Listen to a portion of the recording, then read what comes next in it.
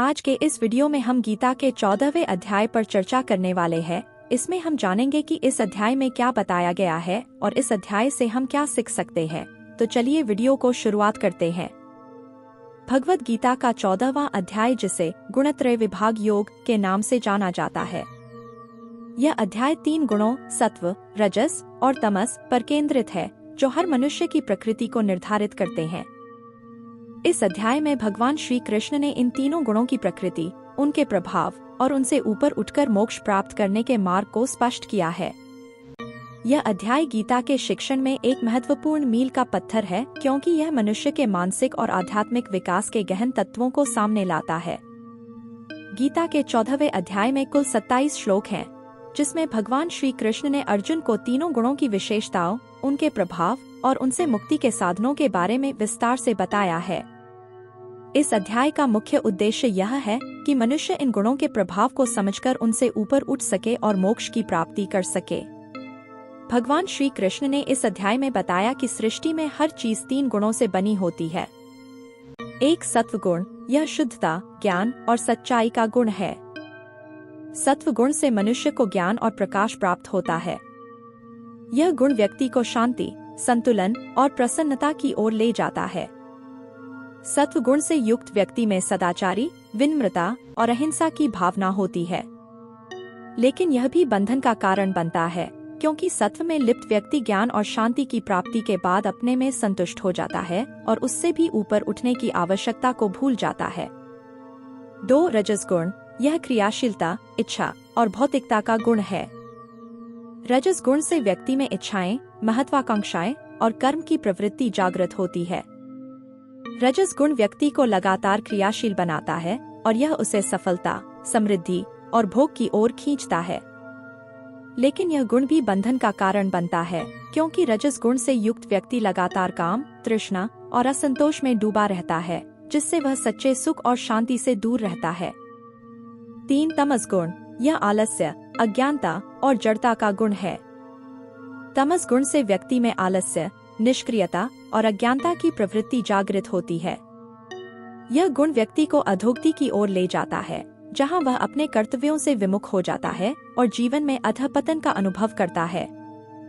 तमस गुण व्यक्ति को अज्ञानता, नकारात्मकता और अवसाद में ले जाता है, जिससे वह अपने सच्चे स्वभाव और आध्यात्मिकता से बहुत दूर हो जाता है।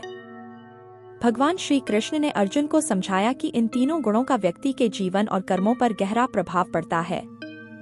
एक सत्व गुण का प्रभाव, सत्व गुण से युक्त व्यक्ति को ज्ञान प्राप्त होता है। वह सत्य, शांति और संतुलन की ओर अग्रसर होता है। उसका जीवन सादगी और संयम से भरा होता है। सत्व गुण व्यक्ति को शुद्ध और निर्मल बनाता है, जिससे वह आध्यात्मिक उन्नति की ओर बढ़ता है।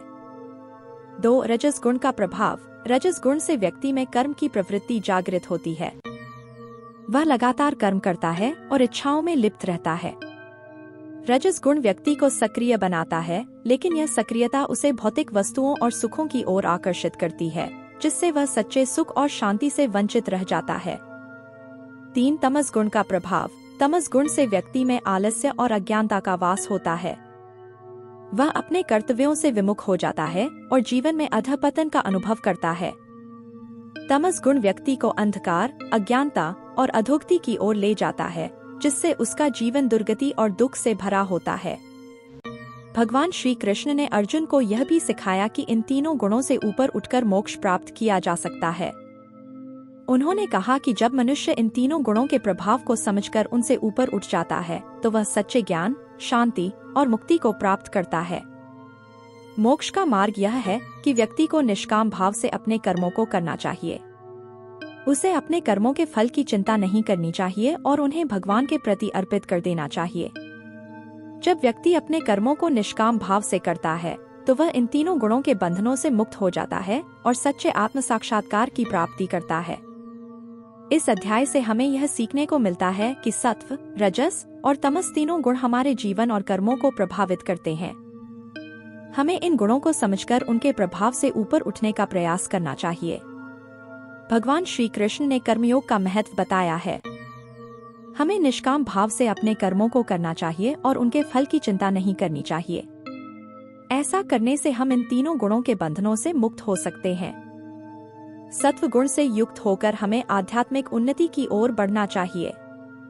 यह हमें शुद्धता, शांति और सच्चे ज्ञान की ओर ले जाएगा। भगवान ने हमें यह सिखाया कि मोक्ष का मार्ग यह है कि हम अपने जीवन में इन तीनों गुणों से ऊपर उठें और अपने आत्मा के वास्तविक स्वरूप को पहचानें। तो दोस्तों, गीता के 14वें अध्याय गुणत्रय विभाग योग में भगवान श्री कृष्ण ने अर्जुन को 3 गुणों सत्व, रजस और तमस के बारे में विस्तार से बताया है। उन्होंने यह समझाया कि कैसे ये गुण हमारे जीवन को प्रभावित करते हैं और हमें उनसे ऊपर उठकर मोक्ष प्राप्त करने का मार्ग दिखाया। इस अध्याय से हमें यह सीखने को मिलता है कि हमें इन तीनों गुणों के प्रभाव को समझकर उनसे ऊपर उठने का प्रयास करना चाहिए। हमें अपने जीवन में निष्काम कर्मयोग को अपनाना चाहिए और भगवान के प्रति समर्पित रहकर अपने आत्मा के वास्तविक स्वरूप को पहचानना चाहिए। जब हम इस ज्ञान को प्राप्त कर लेते हैं तो हम इन तीनों गुणों के बंधनों से मुक्त होकर सच्चे सुख, शांति और मोक्ष की प्राप्ति कर सकते हैं। धन्यवाद।